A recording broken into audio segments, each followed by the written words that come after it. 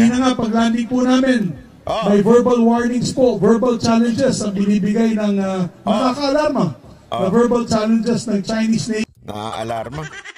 Hindi atras. Sa aming eroplano, I think na-experience nyo din po yan sa inyong eroplano. At gusto ko lang pong sabihin kung nakikinig po sila. Ito po ang teritoryo ng Republika ng Pilipinas.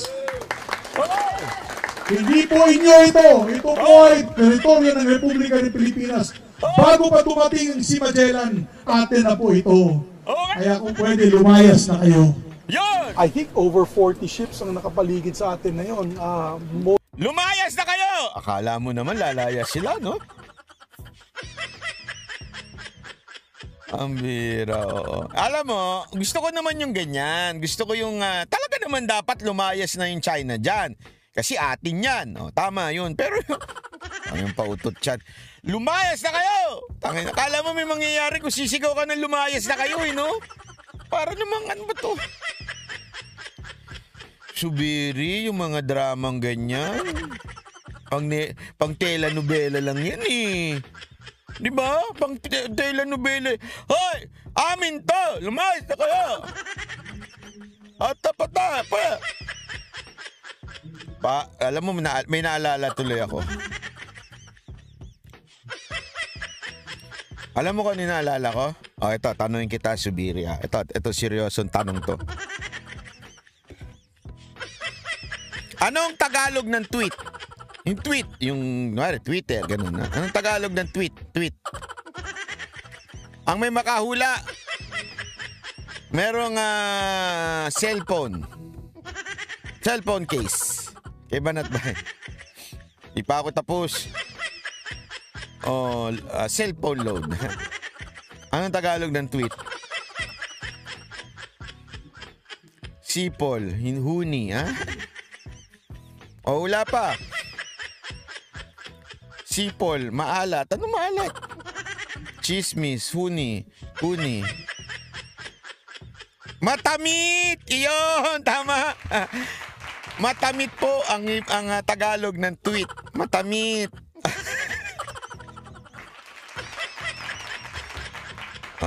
Alam nyo na, bakit matamit? Kasi naalala ko si ano dito eh. Si Cardo. Silala nyo si Cardo? Si Cardo, yung gumaganong-ganon pa during the pandemya. Di ba? Si Coco, si Coco. Coco Pimentel, Coco Martin, di ba? Parang ganito si Subiri. Amin to, lumayas na kayo. Panoorin nyo ulit yung banat niya. Kanina nga, pag-landing po namin, may verbal warnings po, verbal challenges ang binibigay ng nakaka-alarma. Na verbal challenges ng Chinese Navy sa aming eroplano. I think na-experience nyo din po yan sa inyong eroplano. At gusto ko lang pong sabihin kung nakikinig po sila. Ito po ang teritoryo ng Republika ng Pilipinas. Hindi po inyo ito. Ito po ay teritoryo ng Republika ng Pilipinas. Bago pa dumating si Magellan, atin na po ito. Kaya kung pwede, lumayas na kayo. Atin po ito. I think over 40 ships ang nakapaligid sa atin na yun. Mostly... Alam mo, Senator Subiri, agree naman ako sa'yo. Atin talaga yan. Agree ako. Pero kasi medyo yung mga ganyang style, parang ano na eh. Nakokornea na ako tayo eh. Hindi ho kasi hindi yan na makakasolve ng problema sa West Philippines Sea. Yung lumayas na kayo, yung pa ganun-ganun.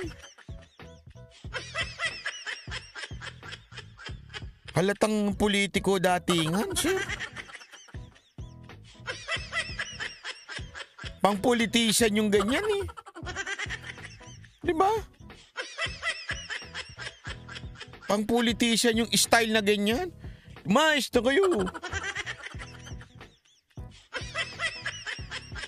Ang magandang gawin mo dyan, palakasin nyo ang sandataang lakas natin, ang ating AFP, palakasin nyo. Lahat ng pondo, tanggalin nyo na sa DSWD. ilipat nyo na dyan. Kasi inuubos lang ng mga congressman yun sa DSWD. Ginagamit lang nila sa pangangampanya yun yung mga ayek-ayek, tupad-tupad ng dole. Diba? Isa dole, may pera pa dyan. Ilipat nyo na lang dyan sa ating mga AFP para lumakas. At pwede na nilang bombahin din. Hindi, alam mo kung bakit. Ito. Makinig kayo na mabuti ha. Tayo puro salita tayo Hindi, totoo. Itong problema sa atin, puro tayo salita. Lumayas na kayo. Amin to. Ganto. Lulusob kami dyan. Nung lumusob tayo, binomba tayo. Ano sagot? Wala. Okay lang, bombay nyo kami ng tubig. Hindi kami papalag. Huwag kayo mag-alala. Puro daldal lang sa amin. Daldal lang to. Hindi kami, pondo ng Congress at Senador, alisin, lipat dyan sa AFP, sabi ni Spencer Lacalle. Naku po. Spencer, paano babawi yan? Paano babawi yan sa ginastos nilang mahigit kumulang siguro 100 million sa pangangampanya? Paano sila babawi? Paano sila babawi, di ba? Hindi naman pwede yun. Naks naman. Tama ka, Ariel. Para si Maroas lang nung sumigaw na, ina, anong ba? Yo! Diba? Tama ka dyan. Ay, ito problema. Tingnan ninyo ito ha. Sige. Anong sagot ninyo? Ito yung sinasabi kong you do not threat someone na hindi mo kayang panindigan. Yun ang problema kasi sa Pilipinas Puro tayo daldal. Yung matapang ako. Ganyan, alam mo yung road rage? Yung pabukas-bukas pa ng bintana. Tapos nung nilapitan na hinamon na ng suntukan, yung asawa kung makapigil, wagas. Hindi, may mga ganun yung atapang tao. Kasi nandyan yung asawa. Para mapatunayan ko sa asawa ko, matapang na tao ko. Mumurahin kita, buksan ko tong bintana. Tapos nung lumabas yung minura niya at hinamon siya suntukan sa labas, pigilan mo ako. Yung anak natin, pigilan mo ako. Ganun, di ba? Tapang tao Ganyan ang ugali natin Yung matapang, paano tapos pagka nagkahamunan na, nagkayarian na, pag binomba na tayo, reaction natin? Diplomasya muna tayo, diplomasya. Diplomasya pala tayo bakit may mga nagdadaldal ng ganyang akala mo atapang tao?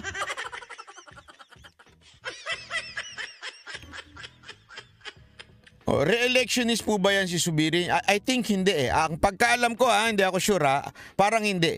Kaya nagaganyan yan, pinapakita niya na siya ay pro-admin kasi may isa yung kalaban niya, yung di ba yung nadidinig-dinig natin diyan na parang gustong pumalit or something like that, di ba?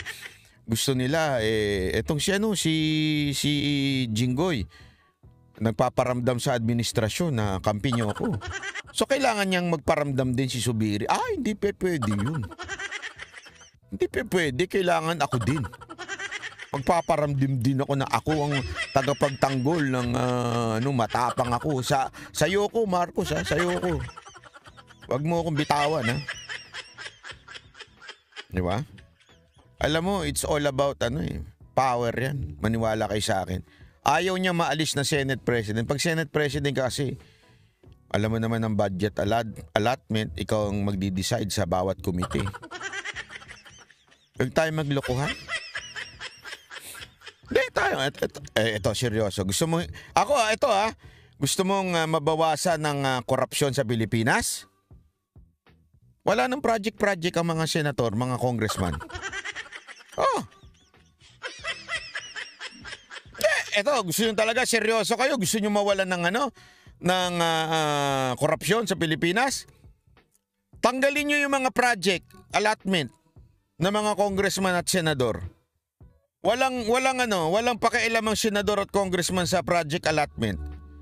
Talagang sahod lang sa kanila, tagagawa lang sila ng batas. Tingnan ko kung may tumakbo pang senador. Nga tayo maglokohan. Tayo na lang, naglolokohan pa tayo eh.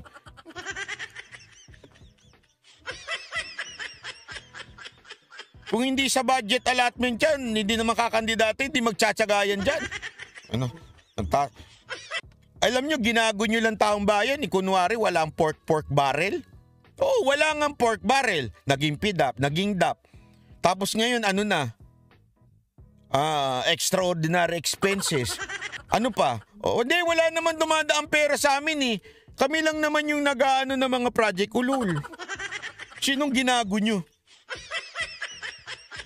Yung mga kontraktor, asawa nyo, kapatid nyo, kaibigan ni kaibigan. If you really want na mawalan ng korupsyon itong bansa natin, yan ang batas na tanggalin nyo. Hindi ko nga maintindihan bakit sila nagdidesisyon ng project ng Pilipinas eh. Tapos gumawa kayo ng batas na linking, pag na-link po ang isang tao na meron siyang construction bilang kongresista, bilang mayor o di kaya senador, panghabang buhay na pagkakakulong until to the fourth generation, di ba? Tingnan ko kung meron pang tumakbo dyan.